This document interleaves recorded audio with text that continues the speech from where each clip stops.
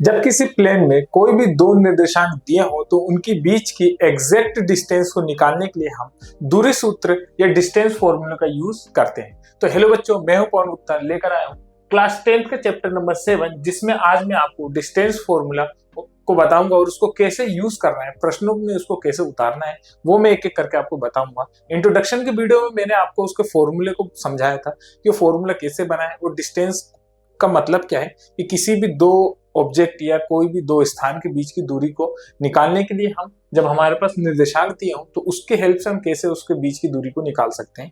यहाँ पर हम वही अब क्वेश्चंस में उसको अप्लाई करके सीखेंगे कि कैसे हम निकालेंगे। ठीक है, तो सबसे पहले आप लोग समझो कि दूरी सूत्र क्या था। दूरी सूत्र तो मैंने आपको बताया था, एक बार मैं आपको उसको क्विक रिवीजन भी करा देता हूँ। ठीक है, तो जैसे मान लो कि आपके घर से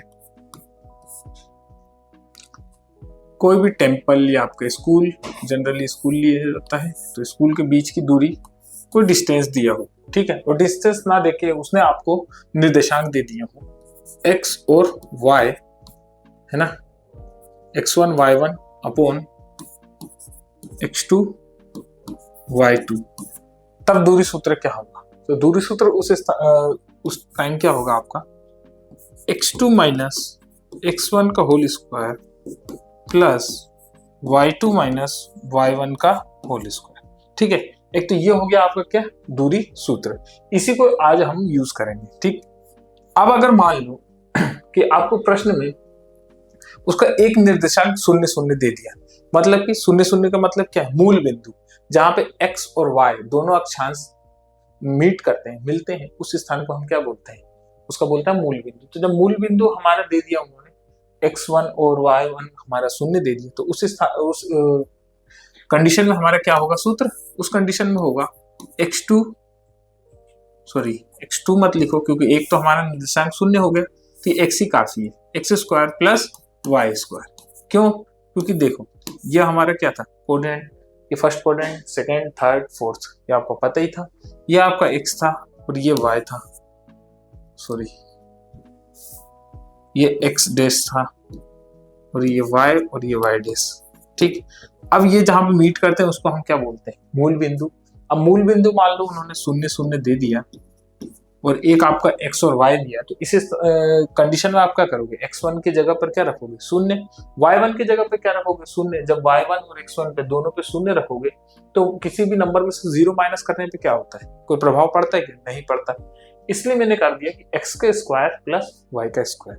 ये आपका था दूरी सूत्र, जो मैंने इंट्रोडक्शन की वीडियो में भी आप लोगों को समझाया है, इसको और ज्यादा डिटेल में पढ़ा है, जाके आप लोग उसमें देख सकते हैं। ठीक, अब मैं आप लोगों को कैसे उसको यूज करना है, इस फॉर्मूले को कैसे यूज करना है, कैसे क्वेश्चंस में अप्लाई करेंगे, वो बताता हूँ। ठीक, तो सबसे पहले आप लोग समझो कि बिंदुओं के निम्नलिखित युग्मों के बीच की दूरियां ज्ञात कीजिए। उन्होंने आपको दो निर्देशांक दे दिए हैं और पूछ लिया है कि इनके बीच की युग्मों के बीच की दूरियां ज्ञात करना है, मतलब कि दूरियां मतलब क्या, डिस्टेंस ज्ञात करना है। तो हमें किसका इस्तेमाल करना होगा, डिस्टेंस फॉर्मूले का, मतलब कि दूरी सूत्र का। ठीक, अब देख लो, जैसे ये आपका क्या था, दो क्या है यहाँ पर, तो ये आपका x1 है 2, y1 क्या है बच्चे 3, x2 क्या है आपका 4, y2 क्या है आपका 1। ठीक है, अब आप लोग यहाँ पे लगा दोगे दूरी सूत्र।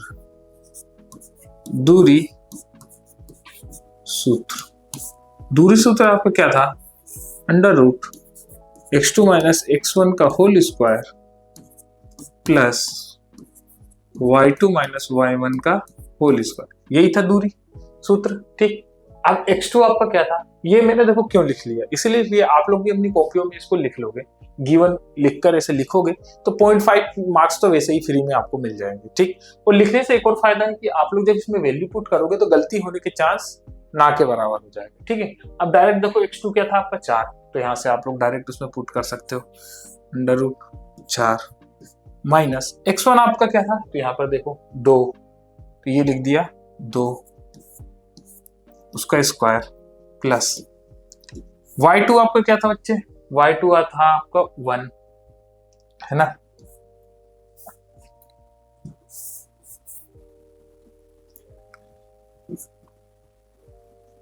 y1 क्या था 3, 3 का स्क्वायर। हाँ बस हो गए। अब एक बात का खास ख्याल रखना, ये जो आप माइनस देख रहे हो ये आपके फॉर्मूले का माइनस है, ये वाले माइनस आपके फॉर्मूले का माइनस है। अगर मान लो आपके निर्देशांक में अगर कहीं पे माइनस आता है तो उसको भी आपको लिखना है। अगर वो आप लोग नहीं लिखोगे तो आपके जो दूसरा निर्देशांक सॉरी दूरी जो आएगी वो गलत है ना, तो वो भी आप लोगों को लिखना है। जैसे मान लो यहाँ पर तो अभी पॉजिटिव थे दोनों, मतलब फर्स्ट क्वाड्रेंट के थे ये दोनों। अगर मान लो ये पॉइंट ऐसे ना देकर ऐसे दिए होते -2 -3, तो आपका x1 वो हो जाता माइनस में और y1 भी माइनस में हो जाता है। तो y1 जब मैं लिखता यहाँ पर, जैसे मैंने 3 लिखा है, तो एक तो फॉर्मूले का माइनस, ठीक है, और एक आपके निर्देशांक में जो माइनस दिया वो भी आप लिखोगे, तो फिर माइनस माइनस मिलके प्लस हो जाता, ठीक है ना। अगर आप लोग ऐसा नहीं करोगे तो वो गलत हो जाएगा, ठीक है ना। तो फॉर्मूले का माइनस तो आपको लिखना ही है, साथ में हमारे जो निर्देशांक दिए हो उसमें अगर माइनस दिया है तो उसको भी लिखना है, तभी आपका प्रश्न सही होगा, वरना गलत हो जाएगा, ठीक है ना। इस बात का खास ख्याल रखना है।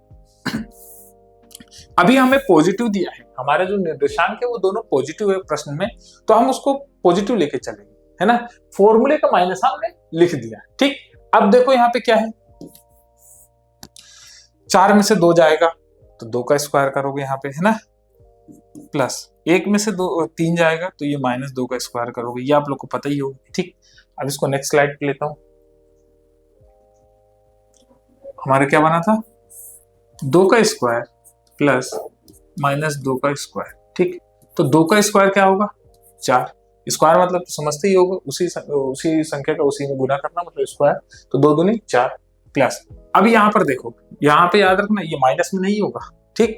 ये क्या होगा, -2 गुने -2, तो बच्चे क्या होगा, 2 दूनी 4, और 2 ऋणात्मक संख्याओं को गुना करने में क्या हो जाता है, धनात्मक, तो 2 दूनी क्या हुआ 4, तो कितना आएगा यहाँ पे 4, √4 4 8।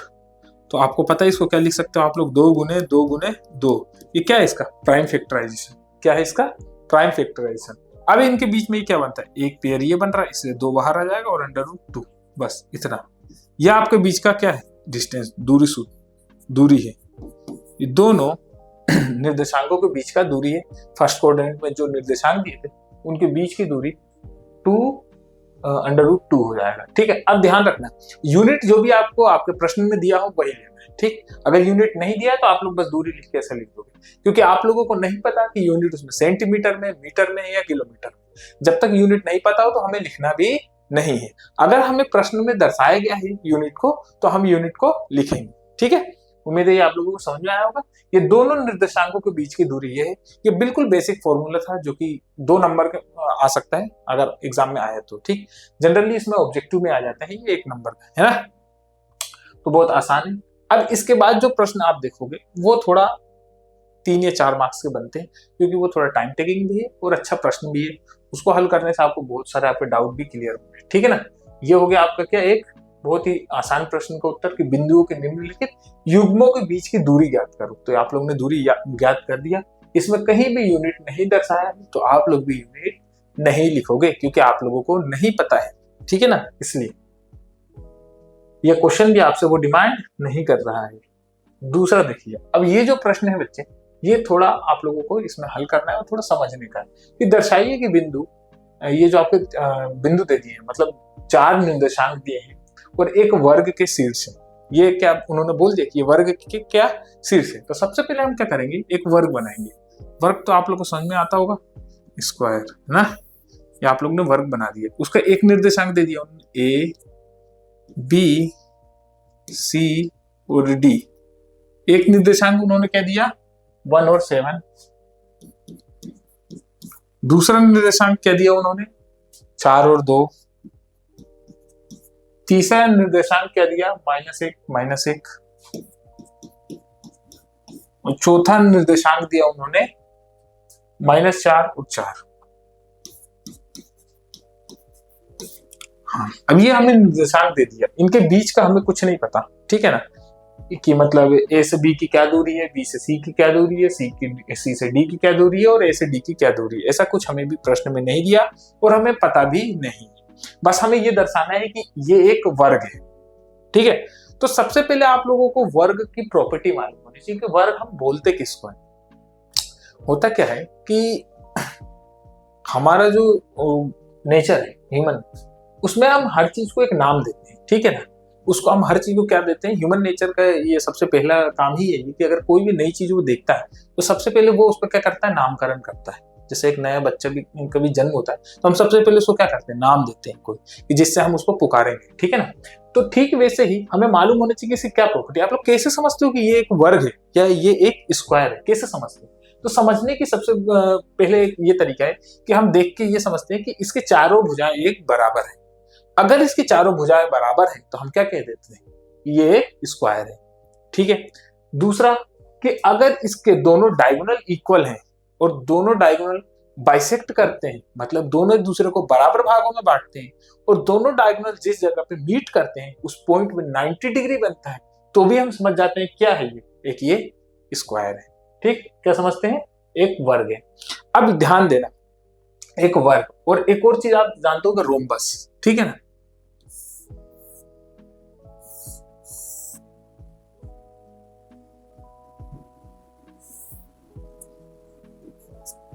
क्या है रोम्बस। अब रोम्बस की क्या प्रॉपर्टी है, रोम्बस में भी आप देखोगे कि इसकी चारों भुजाएं एकदम बराबर होती हैं, चारों भुजाएं एकदम बराबर होती हैं, बस इसके 90 डिग्री ये नहीं बनते।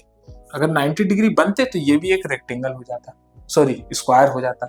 जब नहीं बनते हैं लेकिन इसके भी बराबर डायगोनल होते हैं, डायगोनल मतलब समझ रहे हो कि विकर्ण है ना, लेकिन दोनों डायगोनल बराबर नहीं होते, बस एक दूसरे को बराबर बराबर भागों में बांटते हैं, विभाजित बराबर बराबर भागों में कर देते हैं, लेकिन ये दोनों डायगोनल बराबर नहीं होते। विभाजित करते हैं बराबर बराबर लेकिन बराबर नहीं होते। ठीक, ये 90 डिग्री ये भी बनाते हैं, लेकिन ये दोनों बस एक दूसरे के बराबर नहीं होते।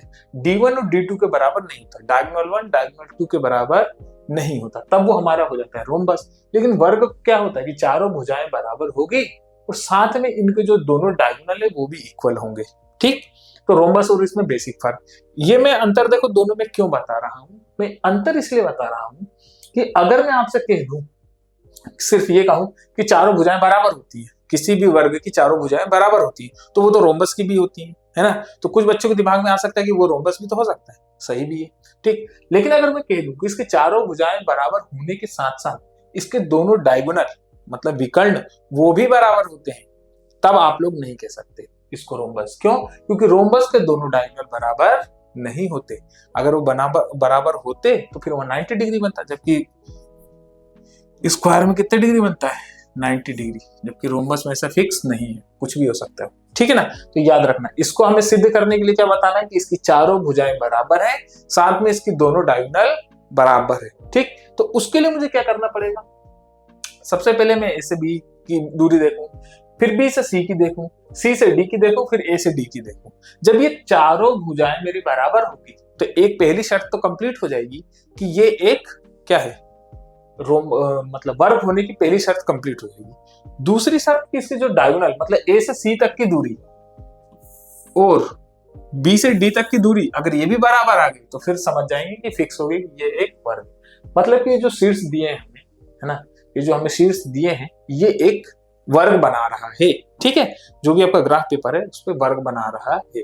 ग्राफ पेपर को आप लोगों ने क्लास 9 में भी बहुत डिटेल में पढ़ा, मैंने इंट्रोडक्शन वाली वीडियो में भी बहुत अच्छे से बताया, बस उसको आप लोग एक दो बार पढ़ोगे तो आसानी से आ जाएगा, नहीं देखा तो जाके देख सकते हो। ठीक, अब मैं आपको बताता हूँ, अब इसको प्रश्न को हल करना सिखाता हूँ। ठीक, तो सबसे पहले मैं ए से बी तक की दूरी देखूंगा कि ए से बी तक की दूरी क्या है। ठीक, तो ए का निर्देशांक हमें क्या दिया है, वो दिया है बच्चे, ए का निर्देशांक दिया है 1 और 7, मतलब ए के लिए x1 क्या हो जाएगा 1 और y1 क्या होगा 7। ठीक, अब b का निर्देशांक हमें क्या दिया है बच्चे, 4 और 2, 4 और 2। ठीक, तो x2 क्या होगा बच्चे 4 और y2 क्या होगा 2। ठीक, अब इसी को लेके मैं दूरी सूत्र लगाकर a से b तक के बीच की दूरी निकाल लूंगा, है ना। तो दूरी सूत्र हमारा क्या था, इसके लिए निकाल रहा हूं अभी a से b तक के लिए। ठीक है, a से b तक की दूरी आप लोग इसे लिख सकते हो कि a निर्देशांक a शीर्ष से b शीर्ष तक के बीच की दूरी, ठीक है। उसको निकालने के लिए आप लोग दूरी सूत्र निकालोगे, है ना। x2 माइनस x1 का whole square plus y2 minus y1 का होल स्क्वायर, ठीक है ना।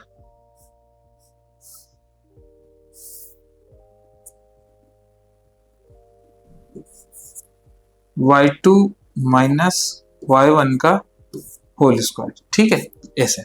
अब इसमें वैल्यू को पुट कर दो, क्या होगा, x2 आपका क्या है 4, 4 में से 1 को घटाया प्लस 2 में से 7 को घटाया। अब दो इस कंडीशन में क्या आएगा आपका, एक स्टेप यहीं पे कर देता हूं, 4 में से 1 जाएगा तो 3 का स्क्वायर, 2 में से 7 जाएगा तो -5 का स्क्वायर, ठीक है। नेक्स्ट स्लाइड पे इसको लेते हैं, ठीक। इस निर्देशांक को मैं अगली स्लाइड पे लिखूंगा ताकि आप लोगों को आसानी हो समझने में, ठीक है। यहाँ कोने में करते हैं अपन, 3 का स्क्वायर क्या था बच्चे 9, और मैंने अभी बताया था -5 का स्क्वायर और 5 का स्क्वायर दोनों बराबर ही रहेगा, क्या रहेगा 25। दोनों को हल करोगे तो कितना आएगा 34। मतलब कि जो हमने अभी स्क्वायर देखा ए बी सी और डी,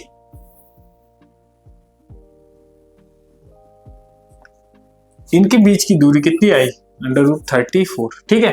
अब देखो √34 का क्या मतलब है, आप तो बोलोगे ये किसी का मान ही नहीं, लेकिन बच्चे आपको पता है कि ये 5 का स्क्वायर क्या होता है 25 और 6 का स्क्वायर 36, मतलब 5 और 6 के बीच का ये पॉइंट है, ठीक।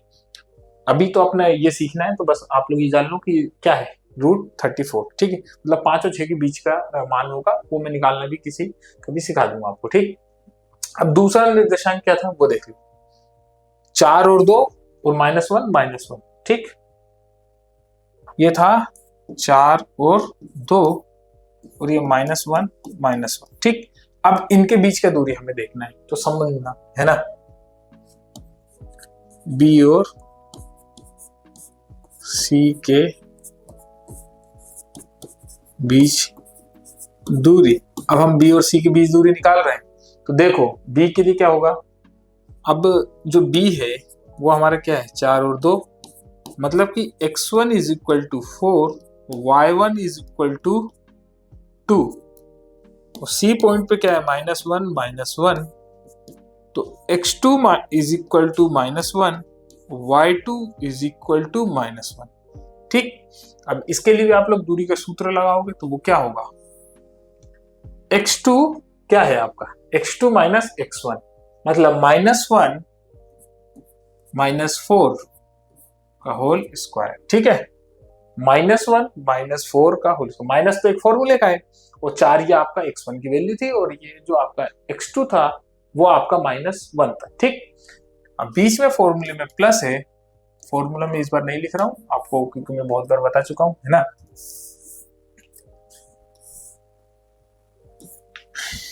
y2 - y1, तो y2 -1 है, और y1 आपका क्या है y1 आपका 2 है, तो वो फॉर्मूले पे 2 हो जाएगा, ठीक है, इसका स्क्वायर, ठीक। अब यहां पर भी देखो तो ये आपका क्या हो गया -5 का होल स्क्वायर प्लस -3 का होल स्क्वायर, ठीक। इस कंडीशन में देखोगे तो 5 का 25, 3 का 9, ये भी देखोगे तो कितना आ गया 34, क्या हो गया ये 34, तो ये भी हो जाएगा √34। इतना आप लोगों को उम्मीद है समझ में आया होगा। अब मैं आपको बताऊंगा कि सी से डी तक की क्या दूरी है, फिर डी से ए तक की बीच की क्या दूरी है। एक बात याद रखना कि अभी आप ये नहीं कह सकते कि ये स्क्वायर है, वर्ग है, क्यों, क्योंकि 2 साइड तो आपको समझ में आ गया कि ये एक बराबर है। अभी तक ये सस्पेंस है कि ये स्क्वायर भी हो सकता है और एक रोमस भी हो सकता है, बिकॉज ये एक इनके बीच ये डिफाइन नहीं है अभी कि ये 90 डिग्री है ना।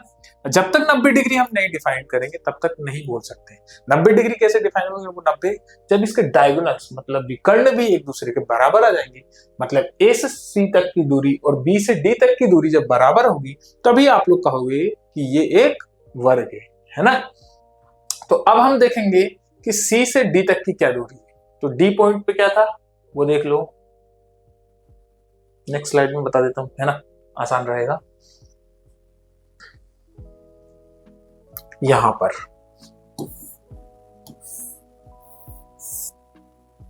ए बी सी और ये डी, मतलब ये था -1 ठीक है। डी का देख लेते हैं अपन क्या था।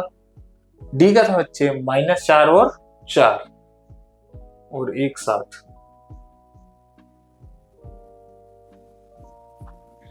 -4 और 4 एक साथ 4 2 यही था, ठीक है। 4 2 एक साथ, ठीक, एक साथ, ठीक है।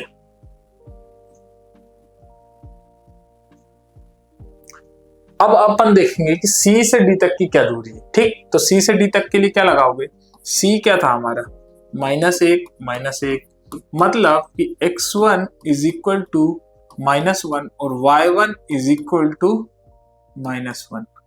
डी में देखोगे तो क्या है -4 और 4, मतलब कि x2 इज इक्वल टू -4 और y2 इज इक्वल टू 4, है ना।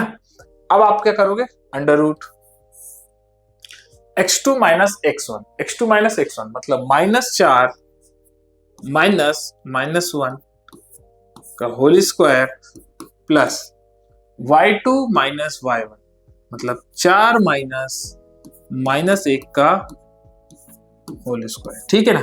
अब आप लोग को मैंने बताया था कि फॉर्मूले का माइनस तो लिखोगे ही, साथ में जब आपको किसी निर्देशांक का माइनस दिया रहेगा वो भी लिखोगे, है ना।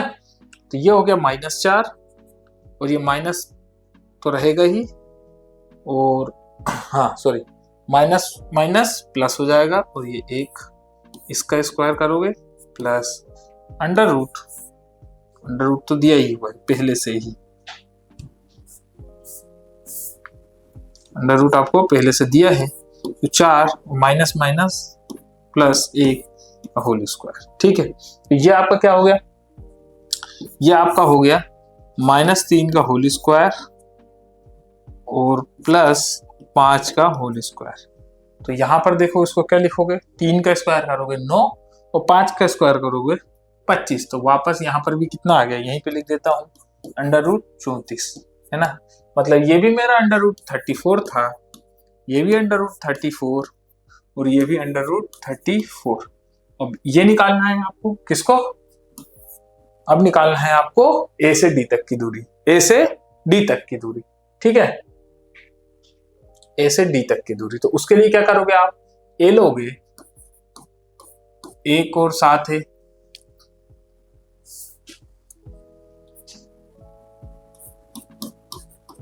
मतलब कि x1 इज इक्वल टू 1 और y1 इज इक्वल टू 7, है ना। अब यहां क्या था d, इसमें क्या था बच्चे -4 और 4, मतलब x2 इज इक्वल टू -4 और y2 इज इक्वल टू 4, है ना। अब आप लोग इसको सूत्र में लगा दो, आपके सूत्र आप लोगों ने पढ़ा है कि x2 x1 मतलब -4 -1 का होल स्क्वायर प्लस 4 -7 का होल स्क्वायर,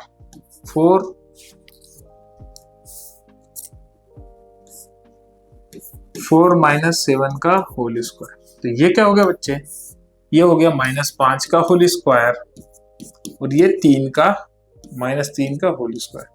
तो 5 का 25 अंडर रूट 25 प्लस 3 का 9, ठीक, कितना हो गया, ये भी हो गया 34, मतलब ये भी आ गया 34। मतलब कि ए से बी, बी से सी, सी से डी और डी से ए तक बराबर 34 अंडर रूट 34 का क्या है, डिस्टेंस है, ठीक है। इससे ये समझ में आता है कि ये एक ये वर्ग होगा और या फिर एक ये रोमबस होगा, दोनों में से एक होगा, लेकिन हमें बताया कि इसमें क्या बताना है, एक ये वर्ग। तो अब हमें क्या ध्यान देना है कि ए से सी तक की बीच की दूरी और बी से डी तक की बीच की दूरी बराबर होनी चाहिए, तभी ये एक क्या होगा, एक वर्ग होगा। तो अब हम सबसे पहले देखेंगे कि ए से सी तक की बीच की दूरी क्या है, ठीक। तो ए का क्या था, ए के लिए 1 और 7 और डी सी के लिए क्या था -1 है ना।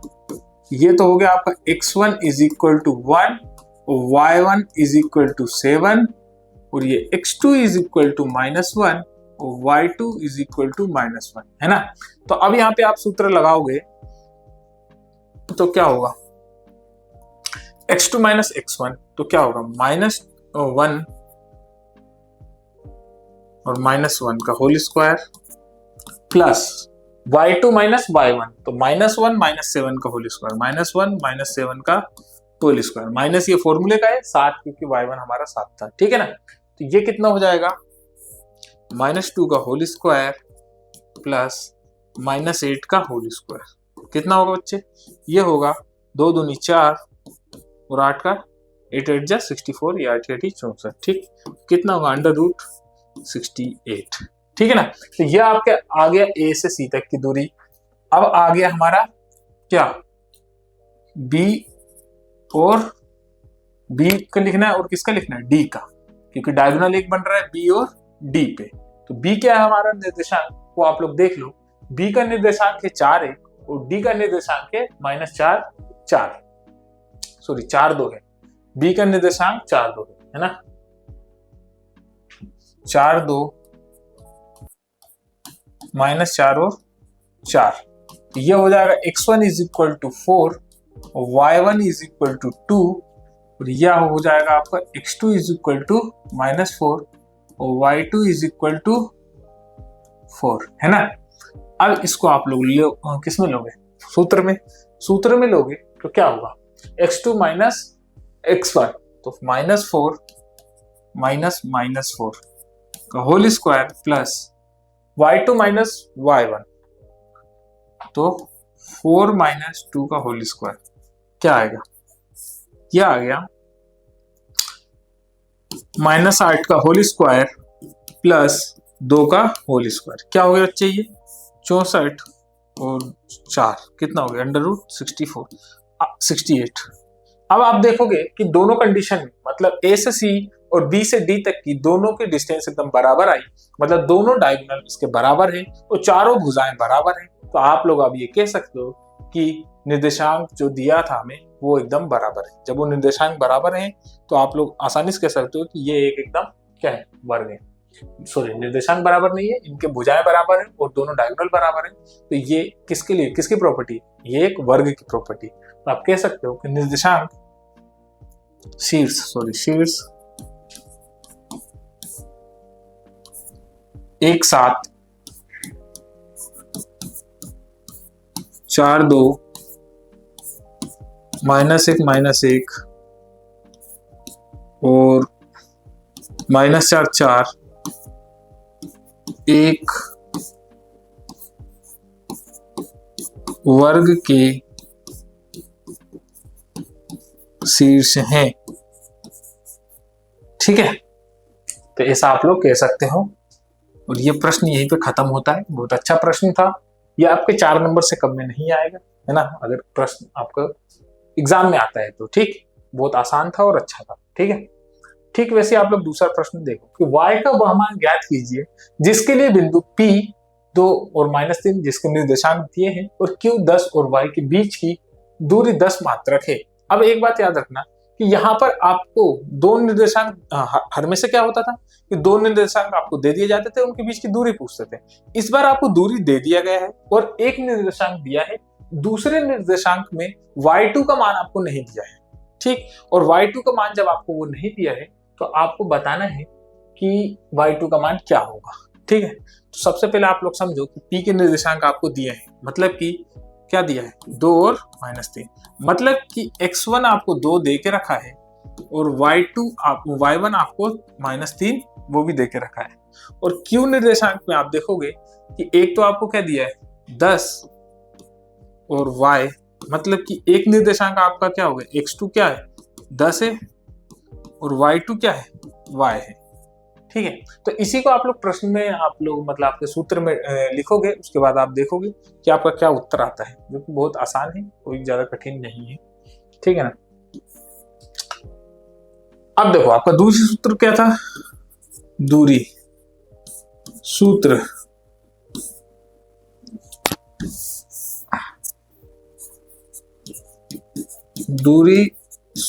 क्या था, √2 x2 माइनस x1 का whole square plus under root y2 minus y1 का होल स्क्वायर, यही था। ठीक है, अब देखो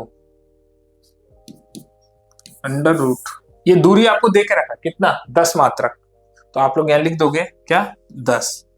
अब यहाँ पे y2 कितना दे के रखा बच्चा आपको, y2 दे के रखा 10 माइनस 2 का होल स्क्वायर प्लस y2 कितना आपको दे के रखा है y, और y1 माइनस 3 y और फॉर्मूले का और ये -3 का होल स्क्वायर। ठीक है ना, अब अंडर ब्रैकेट में देखोगे तो 10 में से 2 जाएगा तो कितना बचेगा 8, और ये हो गया 8 का स्क्वायर प्लस ये y और माइनस माइनस प्लस 3 का होल स्क्वायर। ठीक है ना, अब इसको मैं नेक्स्ट स्लाइड पे लेता हूं, बराबर में क्या है 10, इतना याद रखना, इसको लिख सकते हो। आगे देखो 10 बराबर अंडर रूट 8 का स्क्वायर प्लस y प्लस 3 का होल स्क्वायर, यही था, देख सकते हो y प्लस 3 का होल स्क्वायर। अब ये क्या हो जाएगा बच्चे 64 प्लस, अब ये यहां पर एक सूत्र लगेगा a प्लस बी का होल स्क्वायर, जो कि आपको पता होगा कि a, मैं लिख भी देता हूं यहाँ पे, a प्लस बी का होल स्क्वायर क्या होता है a square plus 2ab plus B square. ठीक है ना, ये सूत्र आपका लगेगा, ये आप लोगों को लगाना है। ठीक है ना, बहुत आसान है ना, ये आप लोग लगाओ तो y स्क्वायर a स्क्वायर हो गया प्लस 2ab, और यहाँ पे a का काम y कर रहा है और b का काम 3 कर रहा है, तो क्या होगा 2 इंटू 3 इंटू y, तो क्या होगा प्लस 3 दूनी 6y प्लस b स्क्वायर, मतलब कि 3 का स्क्वायर कितना होगा 9, है ना, अंडर रूट यहाँ पे है 10, यहाँ पे भी है 10, यहाँ पे क्या हो गया 64 प्लस 9, कितना होगा बच्चे 64 प्लस 9, आप जोड़ोगे तो ये हो जाएगा कितना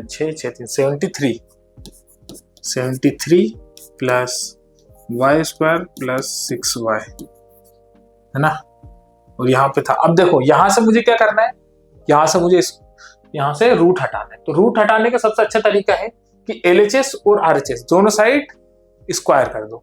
हम सेम मतलब कि अगर दोनों साइड स्क्वायर करेंगे तो देखो इक्वेशन पे कोई फर्क नहीं पड़ता, अगर सिर्फ एक साइड करेंगे तो इक्वेशन डिस्टर्ब हो जाएगा, है ना। इसलिए हम जो भी कार्रवाई करें LHS और RHS दोनों साइड बराबर करना है। ठीक है, दोनों साइड बराबर करोगे तो इक्वेशन हमारा बैलेंस रहता है। ठीक, अब मुझे यहाँ से रूट हटाना है, तो मैं यहाँ पर भी स्क्वायर कर देता हूँ और यहाँ पर भी स्क्वायर कर देता हूँ, तो ये हो गया हमारा 10 का स्क्वायर होता है बच्चे 100, और ये हो जाएगा 73 plus y square plus 6y, है ना। अब नेक्स्ट देखो आप लोग कि 100 को इस साइड ले आओगे तो इधर बचेगा 0, और ये हो गया हमारा y square plus 6y plus 73 minus 100। ठीक, तो कितना है ये होगा y square plus 6y minus का 27, 100 में से 100 में से 73 जाएगा तो बचेगा 27, और 100 बड़ा था उसके आगे माइनस था तो मैंने साइन माइनस का लगा दिया, बराबर में यहाँ पे क्या है 0। ठीक है, अब यहाँ पर देखो ये आप लोग ने चैप्टर नंबर 2 में पढ़ा था, स्प्लिट मेथड सीखा था।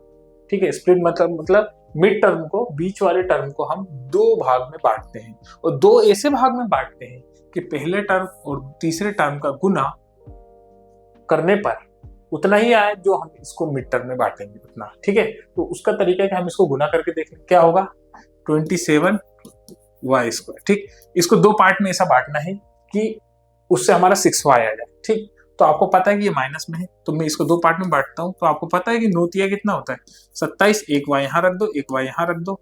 ठीक, अब 9y में से अगर 3y हटाऊं तो कितना बचेगा 6y, ऐसे करना है आप लोग को, है ना। चैप्टर नंबर 2 में भी आप लोगों ने सीखा था, इसलिए मैं थोड़ा इसको डिटेल में बहुत ज्यादा नहीं जा रहा हूँ, बस मैं आपको बता दे रहा हूँ कि 9y माइनस 3y, ये आप लोगों ने चैप्टर नंबर 2 में भी सीखा है।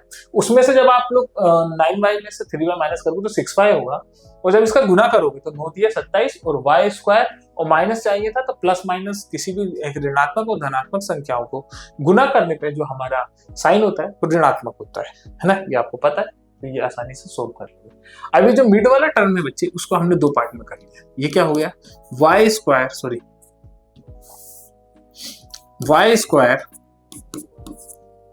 प्लस 9y माइनस 3y, ठीक है। 9y में से 3y माइनस करोगे तो कितना आएगा, 6y माइनस का 27। अब हमने क्या पढ़ा था कि इसमें से और इसमें से, ये दोनों में से कॉमन लेना है। कॉमन समझते हो, जो दोनों में हो, फर्स्ट टर्म और सेकंड टर्म में से हमें क्या लेना है, कॉमन। तो इसमें से क्या कॉमन आएगा बच्चे, आएगा y, अंदर क्या बचेगा, एक y, क्योंकि यहाँ पे 2 y थे तो एक y बाहर आ गया तो एक y बच गया, प्लस 9 बचेगा, एक y क्योंकि बाहर चला गया, ठीक है ना। अब इधर से आएगा क्या, माइनस कॉमन, माइनस का 3 कॉमन, बचेगा क्या, y प्लस का 9। अब देखो यहाँ पे, अब आप लोगों को लगेगा कि सर आपने अंदर प्लस कैसे लिया, तो याद रखना कि जब भी हम माइनस कॉमन लेते हैं तो ब्रैकेट के अंदर का साइन चेंज हो जाता है, ठीक। माइनस कॉमन लेंगे तो ब्रैकेट के अंदर का साइन चेंज हो जाएगा, पहले प्लस था माइनस था तो अब क्या हो गया, प्लस हो गया। और 3 कॉमन लिया तो 27 क्या था, 9 गुना 3 ही तो था, जब उसमें से 3 कॉमन आया बाहर तो ब्रैकेट के अंदर बचेगा 9, ठीक है। अब इस टर्म में से और इस पूरे टर्म में से क्या आएगा, y प्लस 9 कॉमन आएगा और एक आएगा y माइनस 3, ठीक है ना, यह हो गया हमारा शून्य, y प्लस 9 y माइनस 3, ठीक। तो y plus 9 y minus 3 is equal to 0, कितना आया, इक्वल टू 0, मतलब कि y प्लस 9 को भी एक शून्य के बराबर ले लोगे और y माइनस 3 को भी एक शून्य के बराबर लोगे, तो ये क्या हो गया, y is equal to minus 9 और एक और मान आ गया y इज इक्वल टू 3, है ना। अब आप बोलोगे कि सर यहाँ पे दो मान आ गए, तो याद रखना इसका मतलब ये हुआ कि अगर मैं क्या आया, माइनस 9 और 3 कि जो हमारे निर्देशांक दिए थे प्रश्न में P और Q, मतलब y के मान 2 है, इसका मतलब कि y में अगर मैं माइनस 9 रखूं या 3 रखूं, दोनों कंडीशन में उनके बीच का, दोनों पॉइंट, दोनों शीर्षों के बीच की जो दूरी है वो 10 ही आएगी, समझ गए। इसका मतलब ये होता है कि अगर आया, इसके 2 मान आया, मतलब कि अगर मैं माइनस 9 रखूं या 3 रखूं, दोनों कंडीशन में इन दोनों शीर्षों के बीच की दूरी कितनी आएगी, 10 आएगी, तो वो दोनों ही उत्तर सही, ठीक है। ये ऑब्जेक्टिव में नहीं आता, ये आता है आपके 3 मार्क्स में आ सकता है, ये वाला प्रश्न, है ना, 2-3 मार्क्स में आ सकता है। अगर स्टेट बोर्ड है तो 3 मार्क्स, और अगर सीबीएसई है, स्टैंडर्ड मैथ्स लिया तो उसमें 2 मार्क्स का आ सकता है, ठीक है। तो इस प्रकार से ये प्रश्न बनते हैं जो कि बहुत आसान है, आराम से इसको निकाल सकते हो, 2-4 बार प्रैक्टिस करोगे तो और अच्छे से आने लगेगा, है ना। तो इस प्रकार से हम डिस्टेंस फॉर्मूले की मदद से किसी भी दो शीर्षों के बीच की दूरी को आसानी से निकाल सकते हैं, चाहे वो पॉइंट हमारे कोऑर्डिनेट के किसी भी पॉइंट पे, किसी भी स्थान पर दिए हों। उम्मीद है वीडियो अच्छी लगी, अगर अच्छी लगी है तो लाइक करना, शेयर करना, सब्सक्राइब करना, और ज्यादा डिटेल में पढ़ना चाहते हो तो आज ही फीको एजुकेशन ऐप डाउनलोड करना। Thank you.